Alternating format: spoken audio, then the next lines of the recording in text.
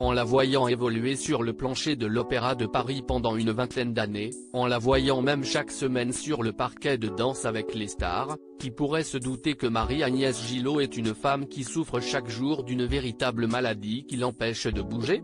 Force de la nature, la danseuse a révélé il y a peu que son parcours prestigieux était loin d'être tracé ces dernières années. En effet, la danseuse a découvert lorsqu'elle était enfant qu'elle souffrait d'une grave scoliose, une maladie qui déforme sa colonne vertébrale et qui aurait pu l'empêcher de faire carrière. D'ailleurs, son médecin lui a proposé un traitement à l'époque qui a failli tout arrêter, l'opération. Son autre choix, un corset, sans savoir si cela marcherait. Jeune fille, elle avait d'ailleurs privilégié cette deuxième option, malgré la douleur. Ce corset me meurtrit jusque dans ma chair. Je dois porter un t-shirt sous le plastique, et les coutures, elles aussi, s'enfoncent dans ma chair.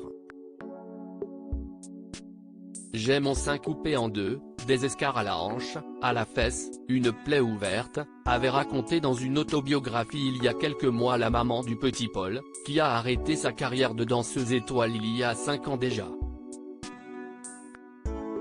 Ce qui ne l'a pas empêché de continuer de souffrir. En effet, encore très récemment, elle s'était confiée au magazine Pleine Vie sur les douleurs qu'elle continue de subir.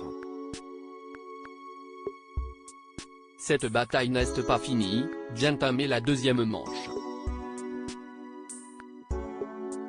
Ma maladie, osseuse, est évolutive, cela va aller de pire en pire. Je n'ai parlé que très tard, une fois étoile. Ah, au fait, je suis handicapée à 100%. Ce handicap invisible m'a fait me sentir différente. J'ai eu cette chance d'être animée par ma vocation, qui m'a permis de survivre, pas de vivre.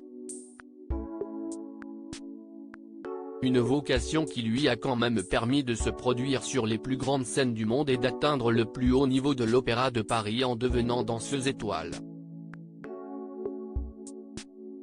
Aujourd'hui, la danseuse continue de se produire régulièrement, notamment pour le spectacle des Enfoirés, dont elle fait partie depuis quelques années. Un exercice bien loin de la rigueur de l'opéra, dont elle ne garde pas que des bons souvenirs ces dernières années, et notamment depuis sa brouille avec une autre ancienne danseuse, Aurélie Dupont, sa sœur de cœur, avec qui elle ne perd pas espoir de se réconcilier un jour. Je l'aimais encore et je l'aimerai toujours, et j'espère qu'un jour, quand nous serons grand-mères, on pourra se retrouver et mettre tout sur la table.